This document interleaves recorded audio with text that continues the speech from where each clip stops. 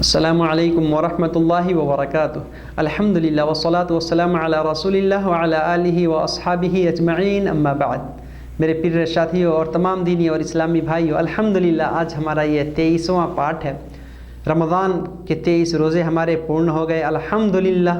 इस रमज़ान के मुबारक महीने में हम ये जो दर्स जो ये दीन की बातें सीख रहे हैं, तो आज हम जो है परलोक के जीवन प्रति कुछ बातें सीखेंगे। आसान हिंदी भाषा में ये हमारा दर्स, हमारा पाठ जो चल रहा है, तो परलोक का जीवन। मैंने बताया कि इस्लाम के 3 मूल सिद्धांत, इस्लाम के 3 मूल आधार, जो इस किताब के लेखक मोहम्मद बिन अब्दुल वहाब रहमतुल्लाह अलैह हैं। अरबी में किताब अल-उसूल सलासा या सलासतुल उसूल है, उसी का ये अनुवाद है हिंदी में। तो आज के इस पाठ में हम परलोक के जीवन प्रति कुछ बातें सीखेंगे, जो इस्लाम का तीसरा सिद्धांत, तीसरा आधार है, उसके प्रति में ये आज बातें आती हैं। इस किताब के लेखक कहते हैं वबाअदल बाअसी मुहासबून व मुजज़्ज़िऊन बिअअमालिहिम, अर्थात मरने के बाद लोगों को पुनः जीवित किया जाएगा और सबको जमा किया जाएगा, सबका हिसाब व किताब होगा और जो जैसा कर्म किया रहेगा उसको वैसा ही प्रतिफल प्राप्त होगा, उसको वैसा ही बदला मिलेगा।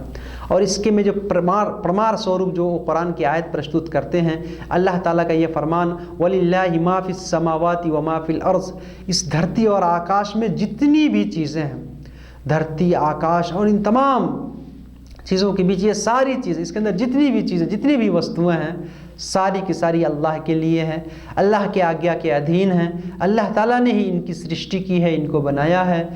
और क्यों धरती आकाश बनाने का उद्देश्य, हमारे जन्म का उद्देश्य, परलोक के जीवन बनाने का उद्देश्य क्या है? लियजज़ियल्लज़ीना असाऊ बिमा अमिलू, ताकि जो दुष्कर्म करते हैं, जो कुकर्म करते हैं, जो गलत काम करते हैं, उनको उनका बदला मिले, उसका प्रतिफल उनको प्राप्त हो। वयजज़ियल्लज़ीना अहसनू बिल हुस्ना, और जो अच्छा काम करते हैं, जो सत्कर्म करते हैं, जो सदैव पुण्य अर्जन करने का प्रयास करते रहते हैं, उनको उनका अच्छा प्रतिफल मिले। तो मेरे भाइयों, परलोक का जीवन है, कुरान से, हदीस से और हमारे अक्ल से भी बहुत सारे ऐसे प्रमाण हमको मिलते हैं, जिससे ये प्रमाणित होता, जिससे ये साबित होता है कि परलोक का जीवन है। मेरे भाइयों, अल्लाह ताला ने कुरान में फरमाया, सूरतुल ज़िलज़ाल की आखिर की 2 आयत है, क्या है? फ़मन यअमल मिस्क़ाल दर्रतिन खैरन यरह वमन यअमल मिस्क़ाल दर्रतिन शर्रन यरह, अर्थात जो भी व्यक्ति एक कण के बराबर कोई पुण्य किया रहेगा, अच्छा काम किया रहेगा, उसको भी देखेगा, और कोई अगर एक कण के बराबर, एक ज़र्रा के बराबर नेकी और बुराई किया रहेगा इस संसारिक जीवन में, उसको भी वो परलोक के जीवन में प्रत्यक्ष रूप से अपनी आंखों से देख लेगा। कैसे देख लेगा? अल्लाह ताला ने इंसानों को केवल थोड़ा सा इल्म दिया, वमा ऊतीतुम मिनल इल्मि इल्ला कलीला, तुम लोगों को केवल थोड़ा ज्ञान प्रदान किया गया। इसी थोड़े से ज्ञान में इंसान कैमरा बनाता है, वीडियो बनाता है, मोबाइल बनाता है, और इसमें ये सारी चीज़ें सुरक्षित होती हैं। तो सर्वशक्तिमान अल्लाह, पूरे ब्रह्मांड का विधाता, सृष्टिकर्ता, अन्नदाता, रचयिता, क्या इस बात पर सामर्थ्यवान नहीं है कि वो हमारे सारे कर्मों को सुरक्षित कर सके? अवश्य कर रहा है। हमारे कंधे पे जो फरिश्ते हमारा नाम आमाल लिख रहे हैं, कर परलोक के जीवन में ऐसी हमारी भी वीडियो चलेगी, और हम सारे कामों को, चाहे वो एकांत में किए हों या लोगों के सामने किए हों, अंधेरे में किए हों या प्रकाश में किए हों, प्रत्यक्ष रूप से अपनी आँखों से देखेंगे। मेरे भाइयों, इसी वजह से जो है हम अल्लाह से हमेशा दुआ करें, ताकि हमारा अपमान ना हो परलोक के जीवन में, हमारी बदनामी ना हो, और हम खुश रहें अपने उन अमाल को देख करके जो संसार के जीवन में हमने किया। क्योंकि यह संसारिक जीवन, यह हमारी कर्म भूमि है, जो यहाँ पे हम कर्म करेंगे वही हमको परलोक के जीवन में मिलेगा। ये परम सत्य है। हमारी अक्लें भी इस बात की गवाही देती हैं, और आज के जो साइंटिस्ट हैं, जो वैज्ञानिक हैं, वो भी इस बात को प्रमाणित करते हैं कि परलोक का जीवन है। और कुरान हदीस में, बल्कि अब देखें, आदम अलैहिस्सलाम से लेकर के जितने भी नबी हैं, सारे नबियों ने इसका प्रमाण दिया, और हमारे हिंदू भाई हैं, उनके अंदर भी ये बातें पाई जाती, उनके ग्रंथों के अंदर भी, कि परलोक का जीवन है। अगरचे वो लोग पुनर्जन्म आवागमन का नाम देते हैं, कहते हैं 7 जन्म होता है, 7 जन्म के बाद फिर ख़त्म हो जाते, नहीं, 7 जन्म नहीं होता मेरे भाइयों, किसी का भी दूसरा जन्म नहीं होता। जो इंसान एक बार संसार से चला गया फिर वो दोबारा यहाँ लौट करके नहीं आएगा, कभी नहीं आएगा। तो कहते नहीं, जो अच्छा कर्म करेगा वो उत्तम कुल में उसका जन्म होगा, और जो बुरा कर्म करेगा, गलत काम करेगा, तो उसका जन्म जो है जानवर का जन्म होगा, जो है दूसरी चीज़ों का जन्म होगा। ये मेरे भाइयों ये गलत है। आप संसारी जीवन में देख लें, संसार में भी आप अगर धान खेत में लगाते हैं तो धान ही के उत्पादन होता है, गेहूँ लगाते हैं तो गेहूँ पैदा होता है। तो इंसान मर गया तो जानवर बन के कैसे आएगा? इसके और भी बहुत सारे प्रमाण हैं। तो संसार में कोई नहीं आता मेरे भाइयों, जो मर गए चले गए, अब परलोक का जीवन उनका शुरू हो गया। इसी वजह से अल्लाह ने जो हमें ये जीवन दिया है, इसके महत्व को हम समझें, इसको गनीमत समझें अपने लिए, और जो भी हमको फुर्सत, जो भी समय मिल रहा है उसको अच्छे कामों में बिताने का प्रयास करें, तब हम जो है सफल हो सकते हैं। मेरे भाइयों, अल्लाह ताला परलोक के जीवन में मीज़ान यानी तराजू कायम करेगा, हमारे आमाल तौले जाएंगे, नेकियां और बुराइयां तौली जाएंगी, नेकियां एक पल्ले में, बुराइयां दूसरे पल्ले में रखी जाएंगी और उसको तौला जाएगा। अब यहाँ पर इंसान ये सोच सकता है कि नेकियों को कोई देख नहीं रहा है, हम नमाज़ पढ़ते, नमाज को कैसे तौला जाएगा? मेरे भाइयों, ये परम सत्य है। अल्लाह ताला उसको शक्ल देगा, उसका रूप दे करके जो है वो तौलेगा, सारे के सारे मौजूद होंगे, इसमें कोई संदेह नहीं है, कोई शंका, कोई शक की गुंजाइश ही नहीं है। आप गौर करें, हवा कोई देख रहा है? नहीं देख रहा है, मगर इंसान ने एक मशीन बनाया, हवा कितनी तेज़ी से चल रही है मशीन बताती है। घाम और धूप को कोई पकड़ नहीं सकता, कैद नहीं कर सकता, लेकिन हरारत कितनी है, कितना तापक्रम है, एक मशीन बताती है। कैसे? इंसान ने बनाया है। तो मेरे भाइयों, अल्लाह जो सर्वशक्तिमान है, सारे बुद्धि, सारे ज्ञानों का भंडार, मेरे भाइयों, क्या अल्लाह ताला के पास ये शक्ति नहीं है? अल्लाह अवश्य सामर्थ्यवान है, शक्तिशाली है, सब कुछ करने पर कादिर है। मेरे भाइयों, इसी वजह से हम और भी प्रमाण देख सकते हैं। भूकंप आता है, भूकंप को कोई नहीं देखता, कोई नहीं पकड़ सकता, कितने रिएक्टर से भूकंप गया, उसमें कितनी तीव्रता थी, कितनी तीव्र गति से गया, मशीन बताती है।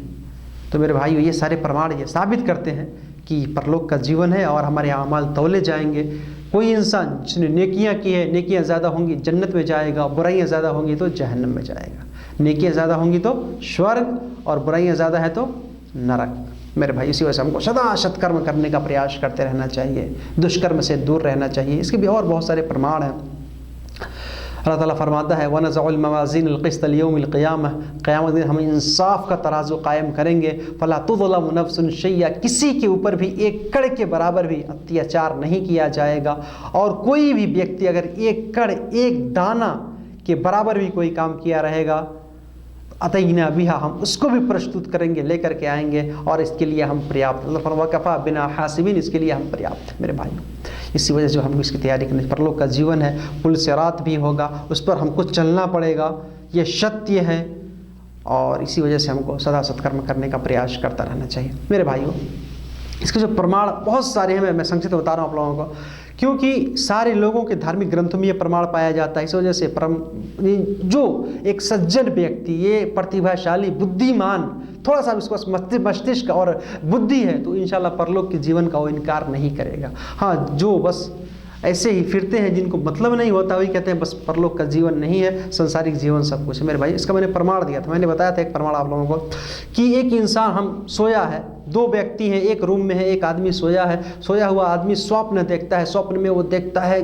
दूर गया है, नदी में है, डूब रहा है, जंगल में है, हाथी और बाघ उसको दौड़ा रहे, वो डरता है और चीखने लगता है, उसका दिल धड़कने लगता है, और उसके बाजू में बैठा हुआ आदमी आराम से खाता है और पीता है। तो मेरे भाइयों, वो सोए हुए आदमी के साथ क्या हो रहा है, तो जो जाग रहा है उसके साथ, जो जागता है उसको नहीं मालूम, तो जो इनको हम कब्र में दफन कर देते हैं, हमारे हिंदू भाई जिनको जला देते हैं, लेकिन सिर्फ शरीर को जलाते हैं, आत्मा तो अमर है, प्राण ये इंसान का कभी नहीं मरता, इंसान की जान जो है बाकी रहती है। तो मेरे भाइयों, अब उसके साथ क्या हो रहा है हमको नहीं पता चलेगा, उसी को पता चलेगा। जैसे कि ये ख्वाब में आदमी सोया, सपना देख रहा था, वो उसी को सारी बातें पता चल रही थी, कहाँ कहाँ वो घूम रहा था ख्वाब में, सपना में कहाँ कहाँ वो घूम रहा था, क्या क्या देख रहा था। तो मेरे भाई, ये भी सत्य है। इसी तरीके से हम देखें, हमारा जो जन्म हुआ है, जन्म से पहले हम कहाँ थे, कैसे संसार में आ गए? क्या ऐसे ही बस मनमानी? नहीं, इसका भी एक कानून है। 9 महीना हम माँ के पेट में रहे, फिर आए संसार में, फिर मरेंगे, धरती में जाएंगे। मेरे भाइयों, फिर अल्लाह ताला फरमाता है कि अल्लाह के लिए वज़ालिका अलल्लाहि यसीर, अल्लाह ताला के ऊपर बड़े आसान है ये सारे मामलात। अल्लाह ताला हर सब कुछ पैदा करने वाला, पुनः धरती में लौटाने वाला, फिर पुनः जीवित करने वाला अल्लाह ताला है, और अल्लाह के लिए ये काम बड़ा आसान है, बड़ा ही आसान है। मेरे भाई, इसी वजह से हमको इस पर विश्वास करते रहना चाहिए। हम धरती और आकाश की सृष्टि देखें, हम थोड़ा भी देखें कि एक मरुभूमि है, चटियल मैदान है, कुछ भी वहाँ पे उत्पादन नहीं हो रहा है। बारिश होती है, पानी आता है और वहाँ से सब्ज़ा उगने लगता है, वहाँ से पौधे उगने लगते हैं, उत्पादन होने लगता है। ये कैसे संभव है? क्या अल्लाह ताला हमारे शरीर को नहीं बना सकते? असत्य है ये, अल्लाह ताला बनाएगा, इसमें कोई भी संदेह नहीं है। मेरे भाई, उसी तरह से एक बुद्धिमान व्यक्ति जो है, एक अक्लमंद इंसान ये सोचे कि संसारिक जीवन में बहुत सारे ऐसे लोग हैं जो अत्याचारी हैं, अपराधी हैं, पापी हैं, दुष्कर्मी हैं, फिर भी वो आनंदित रूप से आराम से रहते हैं और चले जाते हैं संसार से। एक दूसरे के ऊपर अत्याचार भी करते हैं, एक दूसरे का माल भी हड़प कर जाते हैं, फिर भी उनको कुछ नहीं होता। और एक आदमी बेचारा सत्यवादी है, ईमानदार है, निष्ठावान है, फिर भी वो बड़ा परेशान रहता है और उसका भी इंतकाल हो जाता है। उनको पूरा पूरा बदला कहाँ मिलेगा? उनको न्याय कहाँ मिलेगा? ऐसे लोगों को किसी ने 100 लोगों की हत्या कर दी, अब जिन 100 लोगों की हत्या उसने की, उसके परिवार को न्याय कैसे मिलेगा? परलोक के जीवन में, परलोक के जीवन में जिस व्यक्ति ने 100 लोगों की हत्या की, इसको भी 100 बार इसकी हत्या की जाएगी। इस तरह से न्याय होना चाहिए, तब ये संसार का संतुलन जो है बरकरार रहेगा, बाकी रहेगा, वरना नहीं। इसी वजह से मेरे भाइयों, परलोक का जीवन है, इसमें शंका की कोई गुंजाइश नहीं है, कोई संदेह इसमें नहीं है।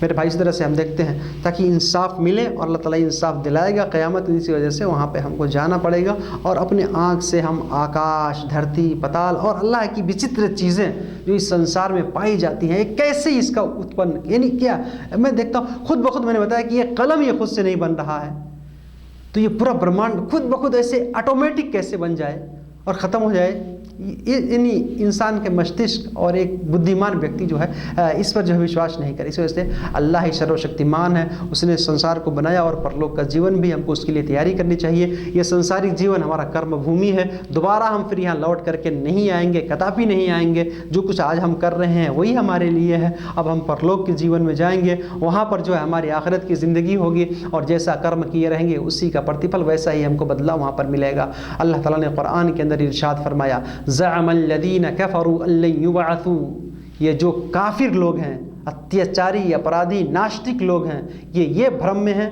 इस भ्रम में हैं ये लोग ये सोचते हैं, ये ठान लिए हैं कि इनको उठाया नहीं जाएगा, उठाया नहीं जाया जाएगा, इनको उठाया नहीं जाएगा। मेरे भाइयों, कुल बला व रब्बी, ए नबी सल्लल्लाहु अलैहि वसल्लम, इनको उठाया नहीं जाएगा। यानी ये लोग ये सोच रहे हैं कि बस ख़त्म, दुनियावी ज़िंदगी ख़त्म, दुनिया का संसारिक जीवन समाप्त, और उसके बाद कुछ भी नहीं है। मेरे भाइयों, आप कह दीजिए, तुम्हारे पालनकर्ता की कसम है, उनको ज़रूर उठाया जाएगा। लतुबअसुन्न, तुम सबको ज़रूर दोबारा जीवित किया जाएगा, पुनः जीवित किया जाएगा।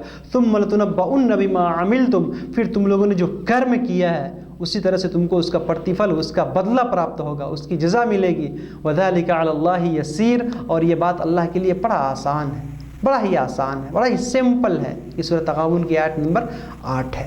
मेरे भाई, इसी वजह से इसमें बड़ा फ़ायदा है। अगर हम कामयाब होना चाहते हैं, लोक और परलोक दोनों जीवन में, एक सत्यवादी, निष्ठावान, एक अच्छा व्यक्ति बनना, सज्जन और प्रतिभाशाली व्यक्ति बनना चाहते हैं, तो हमको इस बात पर विश्वास रखना चाहिए और परलोक के जीवन के लिए सदा तैयारी करते रहना चाहिए। अगर ऐसा नहीं सोचेंगे तो मेरे भाई, अगर ऐसा नहीं होता इसका निज़ाम दुनिया का, तो इस दुनिया में इतना अत्याचार होता, कोई किसी से डरता नहीं, बस कुछ भी नहीं करना, जो मनमानी, जो मन में आता वही करते। इस वजह से अल्लाह ने प्रतिबंध, अल्लाह ने हमको इस बात की तरफ यानी पाबंद बनाया है, इस बात का पाबंद, इस बात का बाध्य बनाया है कि हम सदा सत्कर्म करते रहें।